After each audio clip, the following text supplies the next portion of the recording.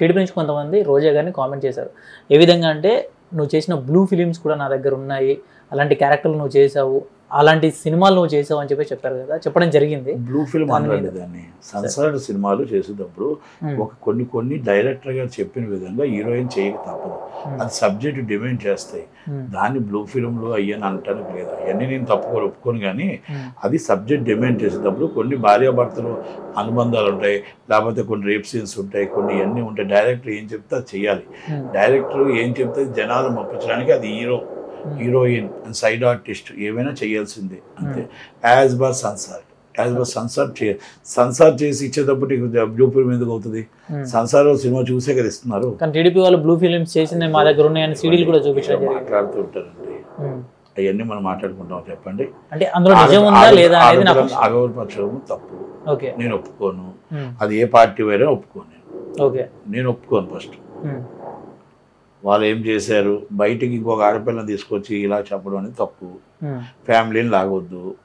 మనం ఏం కావాలి, అవతల వాళ్ళు ఏం అభివృద్ధి చేశారు, మీరేం పాటుపడ్డారు, టూరిజం మినిస్టర్గా మీరు ఏం కష్టపడ్డారు, మీరు ఏం సాధించారు, మీరు సాధించకపోతే ఫెయిల్ అయ్యారు, ఓటేయకండి. మీరు బాగుంటే మీరు బాగుంటే మీకు ఓటేయండి, లేదంటే చంద్రబాబు గారికి ఓటేయండి. అది మనం వాళ్ళు చేసిన అభివృద్ధిని, వాళ్ళు చేసిన డిజస్ట్మెంట్ని మనం అడగాలి తప్ప ఇలా ఫ్యామిలీస్ పరంగా ఆడపిల్లలు మన ఇంట్లో ఉంటారు, మనం ఎక్కడో తప్పులు చేస్తాం. అవన్నీ మనం మాట్లాడడం కరెక్ట్ కాకూడదు. ఈ రాజకీయాలు ఇలా ఫ్యామిలీల మీదకి రావడం కరెక్ట్ కాదు, శ్రేయస్కరం కాదు. అది నాట్ ఓన్లీ ఏ పార్టీ అయినా సరే. సార్, ఇప్పుడు హిందూపురంలో పాలేబాబు గారి గురించి ఎవరు మాట్లాడట్లేదు, చాలా సైలెంట్గా కామ్గా జరుగుతుంది. అక్కడ ఏ విధంగా ఉంది సార్ అసలు? గెలుస్తున్నాడు కాబట్టి. ఓకే, అంత ఎంత మెజార్టీ రావచ్చు బాలేబాబు గారికి? మెజార్టీ ఎక్కువ తక్కువ అని నేను చెప్పను, కానీ గెలుస్తున్నాడు. టఫ్ అయితే ఏం లేదు ఆయనకి? టఫ్లో గెలుస్తున్నాడు అంతే. ఓకే, ఖచ్చితంగా గెలుస్తున్నాడు. సార్, ఇంకోటి, ఇప్పుడు పవన్ కళ్యాణ్ గారి దగ్గరికి ఈరోజు సాయంత్రం అవార్డు తీసుకోబోతున్నాడు చిరంజీవి గారు. అవార్డు తీసుకున్న తర్వాత పిఠాపురంకి వచ్చి ప్రచారం చేస్తామని చెప్పడం జరిగింది. ఆ ప్రచారం ఎంతవరకు ప్లేస్ అవుతుంది అంటున్నారు? ఇప్పుడు చెప్పారు, జరిగింది సార్, అది న్యూస్ వస్తుంది. పిఠాపురంకి రాబోతున్న చెప్పలేదు కదా, నాకు తెలిసి రాడేను. ఆయనకి రాజకీయాలకు ఇంట్రెస్ట్ లేదు. తమ్ముడు కోసం, బాబాయ్ కోసం అందరూ వస్తారు. చిరంజీవి గారు అవసరం లేదు, ఆటోమేటిక్గా ఆయన గెలిచిపోతున్నాడు. ఆటోమేటిక్గా 1,10,000 మెజార్టీతో గెలుస్తున్నాడు. ముద్రగడ పద్మనాభం గారి దయ వల్ల, ఆయన ఆశీస్సులతో, ఆయన ఇచ్చిన ఆయురాలు మొత్తం టోటల్గా 100% ఓట్లు 1,10,000 మెజార్టీతో గెలుస్తారు. కానీ ఆయన గ్రేట్నెస్ అది. పవన్ కళ్యాణ్ గారు పవర్ ఏంటో చూపించింది ఆయనే. సరే, ఇంతకుముందు నాగబాబు గారు ఎమ్మెల్యేగా పోటీ చేయడం జరిగింది. ఆ టైంలో కూడా బయటికి రాలేదు నాగబాబు గారు వైఫ్. కానీ ఇప్పుడు మాత్రం పవన్ కళ్యాణ్ గారి కోసం బయటికి రావడం జరిగింది అండ్ ప్రచారంలో కూడా తిరుగుతూ ఉన్నారు. దీన్ని ఏ విధంగా చూడొచ్చు అంటారు? ఫ్యామిలీ మెంబర్స్ అండి, కంపల్సరీ ఫ్యామిలీ మెంబర్స్ అందరూ కూడా ఇంకా రైట్ వాళ్ళకి ఏంటంటే ఫ్యామిలీ మెంబర్స్లో ఒక ఆయన నించున్నాడు, ఆ నించున్నందుకు సపోర్ట్ చేయాలి. బయటికి రాలేదు అంటే ఆ సమయం వేరు. అంటే ఆ టైంలో తన భర్తే నిలబడ్డా సరే బయటికి రాని పర్సన్ ఈరోజు పవన్ కళ్యాణ్ గారి కోసం వచ్చారు అని అంటే ఓడిపోతాడని భయం ఏమని అదే మళ్ళా చెప్తాను, 1,10,000 మెజార్టీతో గెలుస్తున్నాడు. అది ముద్రగడ పద్మనాభం గారి ఆశీస్సులతో. ముద్రగడ పద్మనాభం గారు ఏదైతే చెప్పారో అది 100% ఆయన పవన్ కళ్యాణ్ గారు అంటే ఏంటో అక్కడ జనాల ప్రజలకు అర్థమైంది. ఎంతమంది కలిపి ఓడించడానికి ప్రయత్నం చేస్తున్నారు. మనం పవన్ కళ్యాణ్ గారిని గెలిపించుకుందాం అని ఫిక్స్ అయిపోయి ఉన్నారు జనాలు.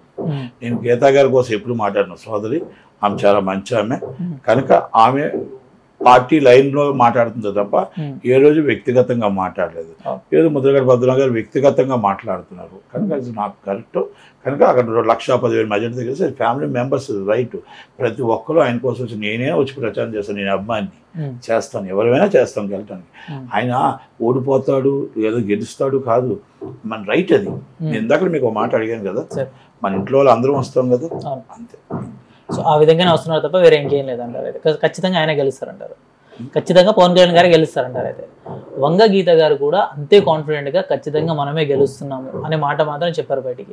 మరి మీరు 1,10,000 మెజారిటీ అని మీరు చెప్తున్నారు, తనేమో ఖచ్చితంగా మనమే గెలుస్తున్నాం అని చెప్తున్నారు. దీన్ని ఏ విధంగా ఓడిపోతాం చెప్తారు? ఎవరన్నా ఓడిపోతాం అని చెప్పరు. బట్ కాదు, నేను 1,10,000 అనేది మీకు ఫిగర్ ఫిక్స్ చేశాను, ఇక్కడ ఫిగర్ ఫిక్స్ చేశాను కదా. కానీ ఒకే నియోజకవర్గంలో ఇద్దరు గెలవలేరు కదా సార్.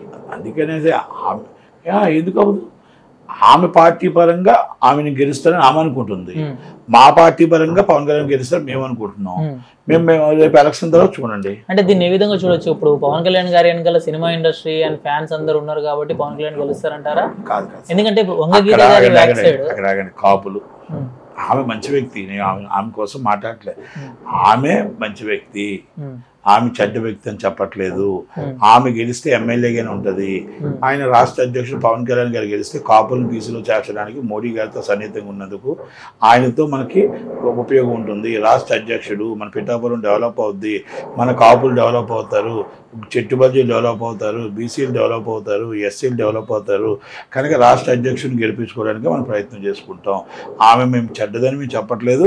ఆమె కూడా 100% ఆ మనసులో కూడా పవన్ కళ్యాణ్ గెలాలని ఉంది. కానీ పార్టీ ఆదేశాల మేరకు నించుకోక తప్పదు. ఓకే, వంగగీత గారి బ్యాక్ సైడ్ అయితే ఎవరు లేరు, ఎటువంటి సపోర్ట్ లేకుండా ఓన్లీ జగన్మోహన్ రెడ్డి గారు ఒకే ఒక్కరు తప్ప ఎటువంటి సపోర్ట్ లేదు, అయినా సరే ఖచ్చితంగా గెలుస్తున్నాం అని చెప్పి శ్యామల గారు కూడా ఒక మాట చెప్పడం జరిగింది.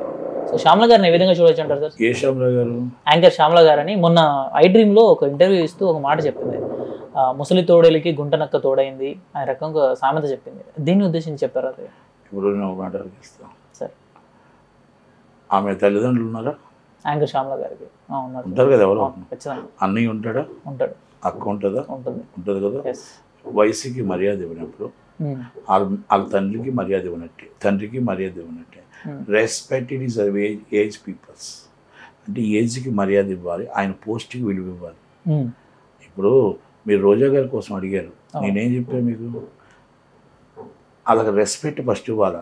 మన పార్టీ లైనే మనం మాట్లాడాలి తప్ప అది ఒకటి గుర్తుపెట్టుకో. చంద్రబాబు నాయుడు గారు నువ్వు ఆఫ్టర్ ఈజ్ అ లెజెండ్. 14 సంవత్సరాల చీఫ్ మినిస్టర్, 14 సంవత్సరాల ప్రతిపక్ష నాయకుడు. ఆయన 74 సంవత్సరాల వయసు వచ్చింది. వయసుకి విలువ ఇవ్వాలి. మాట్లాడేటప్పుడు ఫస్ట్ మనం మర్యాద ఎదుటి వాళ్ళకి ఇవ్వనప్పుడు నీ తండ్రిని కూడా ఇలాగే ముసలినక్కనే తిడతావా? నీ తండ్రిని కూడా అలాగే తిడతావా? మీ అక్కని కూడా అలాగే తిడతావమ్మా? ముసలి తోడలు గుంటనక్క ఏదో ఒకటి తల్లి, అదేనా? అవునా? ఆ మర్యాద నువ్వు నీ తల్లిదండ్రులకు ఇచ్చిన మర్యాద బయట వాళ్ళకి ఇచ్చావు అంటే నువ్వు నాగరికతలో పనికిరావు. సినిమా యాంకర్గా కూడా 100% అన్ఫిట్ కదా. అంటే సార్ ఇప్పుడు ఇన్ని రోజులు మాట్లాడుతున్నా, మన ఇంట్లో మర్యాద బయట మర్యాద ఏమో మన ఇంట్లో మర్యాద ఏమో కదా. నీ భర్తకు కూడా నువ్వు మర్యాద ఇవ్వక నీ భర్తను కూడా ఎలాగ పిలుస్తావా? ఆయన నీ చుట్టం కాదు, ఆయన నీ బంధువు కాదు, నీ దగ్గర వాడు కాదు. ఆయన నువ్వు ఎలాగ అవమానిస్తున్నావు? అదే జగన్మోహన్ రెడ్డి గారిని అదే అవమానిస్తావా? తప్పు కదా. కనుక తిట్టే వాళ్ళకి తిట్లు పురాణం చెప్పే వాళ్ళే జగన్మోహన్ రెడ్డి గారు ఉన్నారు. జగన్మోహన్ రెడ్డి గారు ఏంటంటే ఒక పేటిఎం బ్యాచ్ పెట్టారు. మేము డబ్బు ఇస్తాం మీరు తిట్టండి, మేము డబ్బు ఇస్తాం మీరు తిట్టండి. పోసాన కృష్ణమూర్తి గారు ఇలాంటి వాళ్ళు డబ్బులు పేటిఎం బ్యాచెస్. తిట్టకుండా ఇష్యూస్ బేస్డ్ మాట్లాడమనండి ఎవరైనా మాట్లాడలేరు. అలా రాదు. ఏం అభివృద్ధి చేశారు? పోలవరం కోసం ఆమెకి ఏమైనా తెలుసా? నిరుద్యోగ వృత్తి కోసం ఆమెకి ఏమైనా తెలుసా? మొత్తం రోడ్లు ఆంధ్రప్రదేశ్లో రోడ్లు ఎలాగ ఉన్నాయో తెలుసా? పరిశ్రమలు ఎన్ని వచ్చాయో తెలుసా? జగన్మోహన్ రెడ్డి గారి రాజధాని ఎక్కడుందో తెలుసా? విశాఖపట్నం సినిమా స్టూడియో ఎక్కడుందో తెలుసా? సినిమా వాళ్ళకి ఎక్కడైనా స్టూడియోలు ఉన్నాయో తెలుసా? వెంకటేశ్వర టెంపుల్లో ఏ అన్యాయం జరుగుతుందో తెలుసా? చర్చి ల్యాండ్లు అన్యాక్రాంతం అయిపోతున్నాయి తెలుసా? ఒక్క బోర్డు ల్యాండ్లు అన్యాక్రాంతం అయిపోతున్నాయి మీకు తెలుసా? అవన్నీ తెలిస్తే మాట్లాడవచ్చు. ఎదుటి వాడిని తిట్టడానికి ఏముంది? నాకు నోరు వచ్చు, నేను 100 తిట్టగలుగుతాను. కానీ నాకు సభ్యత సంస్కారం నా తల్లిదండ్రులు నాకు నేర్పారు కాబట్టి నేను ఒక ఆడపిల్లగా ఆమె నేనేం అనలేకపోతున్నాను.